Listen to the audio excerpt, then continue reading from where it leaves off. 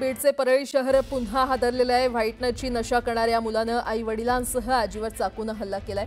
परळी शहरातील फुलेनगर भागात ही धक्कादायक घटना घडली आहे। या हल्ल्यामध्ये गंभीर जखमी असलेल्या आजीसह आई वडिलांवर गुन्हा दाखल करण्यात आलेला आहे।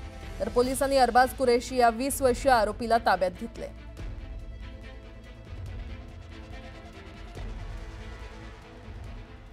आणखी एक मोठी बातमी। धाराशिवच्या येडेश्वरी मंदिरात गावगुंडांनी राडा घातला।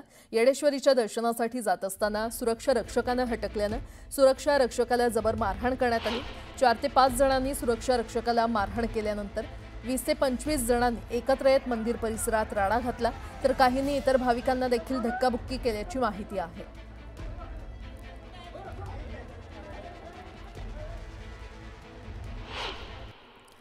गोंदिया जिल्ह्यामध्ये पुन्हा एकदा धान घोटाळा समोर आलाय। कोसेवाही येथील धान खरेदीमध्ये 93 लाख रुपयांच्या धानाची अफरातफर करण्यात आली आहे। या प्रकरणी जिल्हा पणन अधिकारी विवेक इंगळे यांनी 13 संचालकांवर फसवणुकीचा गुन्हा दाखल केला। आयसीआयसीआय बँकेने आपल्या ग्राहकांना मोठा झटका दिलाय। 1 ऑगस्ट 2025 पासून सुरू होणाऱ्या नवीन बचत खात्यांसाठी बँकेने किमान शिल्लक रक्कम ठेवण्याच्या नियमांमध्ये मोठे बदल केलेले आहेत। आता मेट्रो आणि शहरी भागातील ग्राहकांना खात्यात 50,000 रुपये ठेवणे बंधनकारक असेल, अन्यथा दंड भरावा लागणार आहे।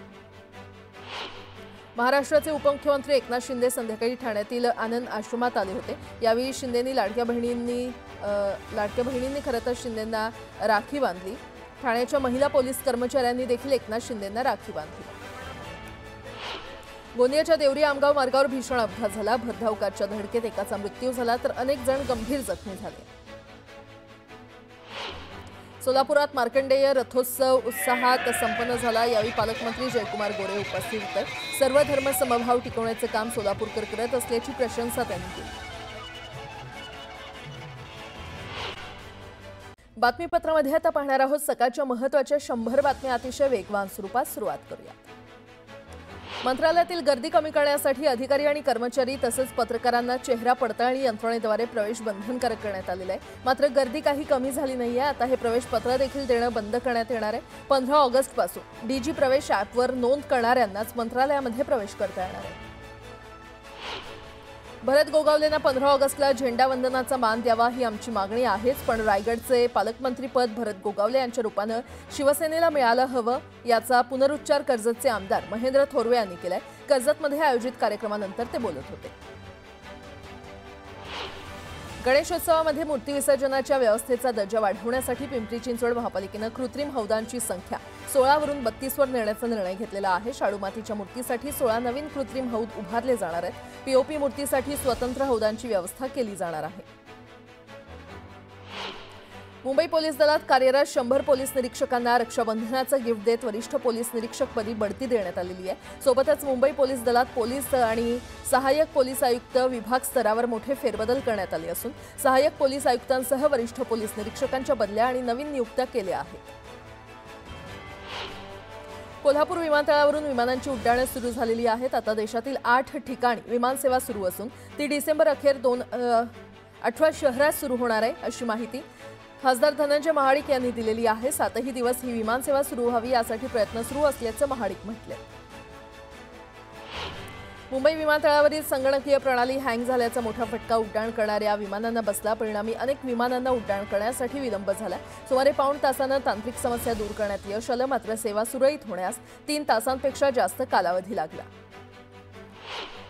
वाशी रेल्वे स्थानकावर सुरू असलेल्या इलेक्ट्रॉनिक इंटरलिंकिंग या अत्याधुनिक सिग्नल प्रणालीच्या स्थापनेसाठी मध्य रेल्वेने मोठ्या प्रमाणात लोकल सेवांमध्ये बदल केलेले आहेत। 5 ते 8 ऑगस्ट दरम्यान घेण्यात आलेल्या रात्रीचा ब्लॉक नंतर अंतिम टप्प्यातील कामासाठी आता 9 ऑगस्टच्या मध्यरात्रीपासून ते 10 ऑगस्टच्या सकाळपर्यंत तब्बल 10 तासांचा विशेष वाहतूक ब्लॉक घेण्यात आला। रेल्वेने प्रवाशांसाठी एक खास योजना सुरू केलेली आहे। राऊंड ट्रिप पॅकेज स्कीम असं या योजनेचं नाव असून या अंतर्गत येणाऱ्या जाणाऱ्या प्रवास एकत्र बुक केल्यास परतीच्या तिकिटावर 20% सूट मिळणार आहे आणि सध्या ही योजना प्रायोगिक तत्वावर सुरू करण्यात आली आहे। पुणे महानगर परिवहन महामंडळाच्या मालकीच्या बस बंद पडल्यास देखभाल दुरुस्ती अभियंता आणि चालक यांची अर्ध्या दिवसाची वेतन कपात केली जाणार आहे। संचालक पंकज देवरे यांनी याबाबतचा आदेश दिलेला आहे। हा निर्णय पीएमपीच्या मालकीच्याच बससाठी घेण्यात आलेला असून ठेकेदारांच्या बसबाबत उल्लेख नसल्याने कामगार संघटनेने विरोध केला आहे। देशांतर्गत आणि परदेशातून हळद पूड आणि प्रक्रियायुक्त उत्पादनांची मागणी वाढलेली आहे। परिणामी देशातील एकूण लागवड यंदा 25% वाढून 3.60 लाख हेक्टरवर पोहोचण्याचा अंदाज आहे। सांगली साताऱ्यामध्ये लागवड कमी होऊन विदर्भ मराठवाड्यात वाढते आणि विदर्भ मराठवाडा हळदीचे नवे आगार म्हणून समोर येते। धारदार शस्त्राने हल्ला करून दोघांची निर्घृण हत्या करण्यात आल्याची घटना भंडाऱ्यामध्ये घडलेली आहे। गेल्या काही दिवसांपासून दोन गटात अस्तित्वाची लढाई सुरू होती। परिसरात भीतीचं वातावरण होतं आणि पोलिसांकडून आता तपास सुरू आहे। सामाजिक न्याय विभागामार्फत विद्यार्थ्यांसाठी उच्च दर्जाची वसतिगृह उभारण्याचा महत्त्वाकांक्षी उपक्रम हाती घेण्यात आलाय। त्यानुसार राज्यभरात 120 ठिकाणी वसतिगृह उभारली जाणार असून यामुळे 25,000 विद्यार्थ्यांना निवासी सुविधा उपलब्ध होणार आहे आणि यासाठी शासनाने 1200 कोटी रुपयांची तरतूद केली असल्याचं सामाजिक न्यायमंत्री संजय शिरसाट यांनी सांगितलं। अहिल्यानगर जिल्ह्यातील चिचोडी पाटील गावात विविध स्थानिक प्रश्नांच्या सोडवणुकीसाठी ग्रामस्थांनी ग्रामपंचायत कार्यालयासमोर धरणे आंदोलन केलं। आदिवासी बांधवांना रहिवासी प्रमाणपत्र, महामार्ग भूसंपादनाची योग्य भरपाई, श्रीनाथ पतसंस्थेतील ठेवीदारांचे पैसे परत मिळवणं अशा मागण्या करण्यात आल्या। जळगावच्या धरणगाव पोलिसांनी रात्री 11 वाजता थरारक कारवाई करत 40 किलो गांजा जप्त केलाय। नाकाबंदी दरम्यान एका संशयित कारला पोलिसांनी थांबवण्याचा इशारा दिला, मात्र आरोपींनी पळ काढला। पोलिसांनी पाठलाग केला असता आरोपी कार सोडून फरार झाले। शिवसेना उबाठाचे विधान परिषद आमदार सुनील शिंदे यांच्या मुलावर अदखलपात्र गुन्हा दाखल केलेला आहे। शिंदेंच्या शिवसेनेच्या महिला पदाधिकाऱ्याच्या तक्रारीवरून हा गुन्हा दाखल करण्यात आलाय। सिद्धेश शिंदे यांनी वरळीतील नारळी पौर्णिमेच्या वेळी झालेल्या गर्दीत महिला पदाधिकाऱ्याला धक्का मारल्याचा आरोप करण्यात आलाय।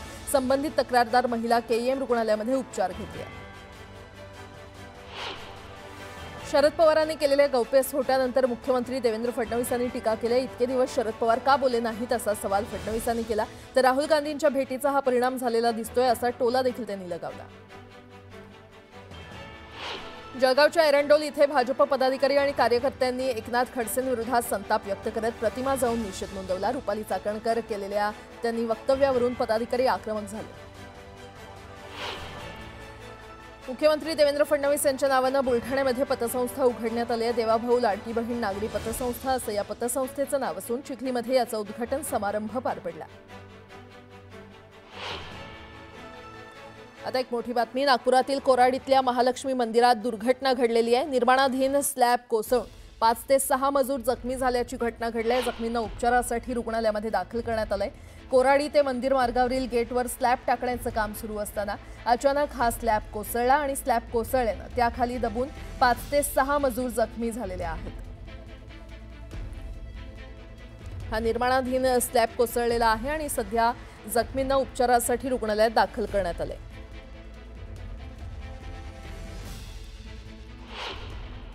गडचिरोली नागपूर मार्गावरील काटली गावात गुरुवारी पहाटे रस्त्यावर व्यायाम करणाऱ्या 6 मुलांना अज्ञात ट्रकनं चिरडून घटनास्थळावरून पळ काढला होता। पोलिसांनी तब्बल 48 तासांनंतर ट्रक जप्त करत चालक आणि क्लिनरला छत्तीसगडमधून अटक करण्यात आली आहे। प्रवीण कोल्हे आणि सुनील श्रीराम मार्गाय अशी आरोपींची नावं असून त्यांना गोंदिया पोलिसांच्या ताब्यात देण्यात आले।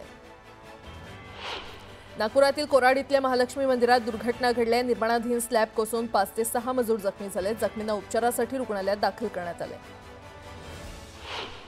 बुलढाणा जिल्ह्यामध्ये पावसाचा कहर पाहायला मिळाला। मुसळधार पावसामुळे सोनेशी जवळील पुलावर पाणी आलं। या पुलावरून जात असताना 2 दुचाकीस्वार वाहून जात होते। दरम्यान गावकऱ्यांनी आपला जीव धोक्यात घालून दोन्ही दुचाकीस्वारांना वाचवलं।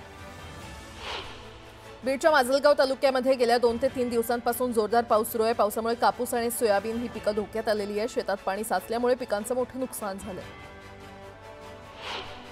बीडमध्ये आणखी एक मारहाणीचा प्रकार उघडकीस आला। एका वृद्धाला तरुणाकडून बेदम मारहाण करत पोलिसांना आव्हान देण्यात आले। मारहाणीचा व्हिडिओ सध्या सोशल मीडियावर व्हायरल झाला असून अद्याप पोलीस ठाण्यात गुन्हा दाखल झालेला नाही। मनमाडजवळ पुणे इंदोर महामार्गावर धावत्या ओव्हरलोड ट्रकचा थरार पाहायला मिळाला। ट्रकमध्ये क्षमतेपेक्षा जास्त माल भरल्यानं भरधाव ट्रक उलटला। सुदैवानं यामध्ये जीवितहानी झाली नाही, मात्र ट्रक चालक किरकोळ जखमी झालाय।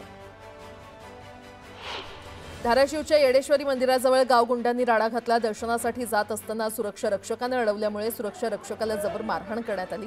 20 ते 25 जणांनी एकत्र येत मंदिर परिसरात दहशत माजवली। भाविकांना देखील धक्काबुक्की केल्याची माहिती समोर आली। राज्याचे कृषी मंत्री दत्तात्रय भरणे यांनी जुन्नर कृषी उत्पन्न बाजार समितीच्या नारायणगावमधील टोमॅटो बाजारात भेट दिली। यावेळी मंत्री भरणेंनी टोमॅटोचा लिलाव करत टोमॅटोला उच्चांकी बाजारभाव काढला।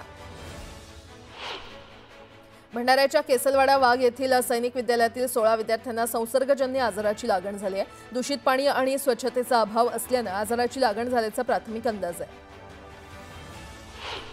7 वर्षांपूर्वी हरवलेल्या मुलाला बीड पोलिसांनी शोधून काढले। रक्षाबंधनाच्या दिवशी आई आणि मुलाची भेट झाली। 7 वर्षांनंतर आपल्या आईवडिलांना पाहून मुलाला रडू कोसळलं। नंदुरबार जिल्ह्यातल्या शहादा शहरात नागरिकांवर दादागिरी करत महिलांची छेड काढणाऱ्या एका तरुणाला शहादा पोलिसांनी चांगलाच धडा शिकवला। पोलिसांनी या तरुणांना ताब्यात घेत कान धरून नागरिकांची माफी मागायला लावली।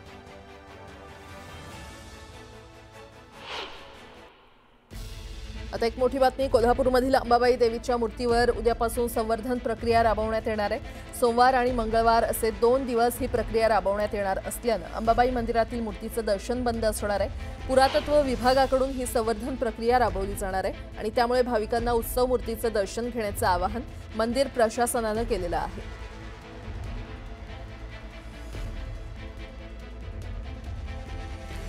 तर 2 दिवस मूर्तीचं दर्शन बंद राहणार आहे। उत्सव मूर्तीचं दर्शन घेण्याचं आवाहन करण्यात आलेलं आहे। अंबाबाई देवीच्या मूर्तीचं संवर्धन प्रक्रिया उद्यापासून सुरू होणार आहे आणि त्यासाठी 2 दिवस मूर्तीचं दर्शन बंद ठेवण्यात येणार आहे।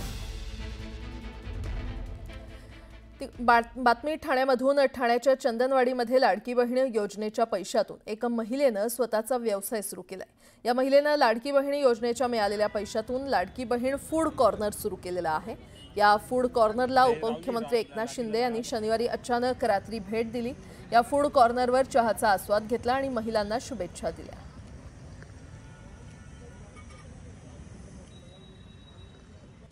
लाडकी बहीण योजनेच्या मिळालेल्या पैशातून ठाण्यातील एका गृहिणीने लाडकी बहीण फूड स्टॉल सुरू केलेला आहे, ज्याला आता थोड्या वेळापूर्वीच उपमुख्यमंत्री एकनाथ शिंदे यांनी सुद्धा भेट दिलेली। आपण जर पाहिलं तर लक्षवेधी अशा प्रकारचा हा लाडकी बहीण फूड कॉर्नर जो आहे तो ठाण्यातील 5 पगाडी परिसरामध्ये पाहायला मिळतो। खरं तर महिलांच्या हाताला रोजगार उपलब्ध व्हावा ह्या हेतूने उपमुख्यमंत्री एकनाथ शिंदे यांनी हा स्टॉल सुरू केला होता, ज्यांच्या माध्यमातून हा स्टॉल सुरू करण्यात आलेला आहे। असं माझ्यासोबत बोलण्यासाठी त्या लाडकी बहीण योजनेच्या लाभार्थी आहेत।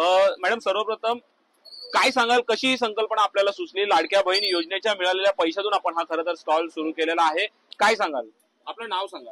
माझं नाव योगिता सूर्यकांत खेरटकर आहे आणि मेन म्हणजे मी आधी पैसे जमा झाले, त्यानंतर काय करावं, ह्याचा उपलब्ध कसं करावं आपण म्हणून विचार करत बसली। तर मग माझ्या मिस्टरांशी बोलली, फॅमिलीशी बोलली की मला छोटंसं स्टॉल उभा करायचा आहे। हे असे पैसे आपण कशाला असे वाया घालवायचे, मग काहीतरी उपयोग करू त्याचा स्टॉल छोटा खोलून। म्हणून मग मी विचार केला की स्टॉल, तर माझ्या फॅमिलींना, माझ्या मिस्टरांना ते पटलं, त्यामुळे मी छोटंसं स्टॉल उभा केला त्याच्यातून आणि जसे जसे पैसे माझे यायला लागले तसं मी त्याचं वाढीव काम चालू केलं। आज उपमुख्यमंत्री एकनाथ शिंदे यांनी सुद्धा अचानक आपल्या स्टॉलला भेट दिली। खरं तर रक्षाबंधनचा दिवस, बहीण भावाच्या अतूट नात्याचा दिवस पाहिला जातो आणि आज लाडका भाऊ लाडक्या बहिणीच्या भेटीला आला, कसं वाटलं? मला खूप बरं वाटलं। मला अजूनही असं वाटतं की मी स्वप्नातच आहे की काय, कारण त्यांनी मला म्हणजे की ते पण रक्षाबंधनच्या दिवशी आले, तर असं म्हणजे स्वप्नातच आहे। ठाण्याहून मी प्रेम मोरे, न्यूज 18 लोकमत, ठाणे। पुन्हा एकदा बातम्या वेगवान स्वरूपात।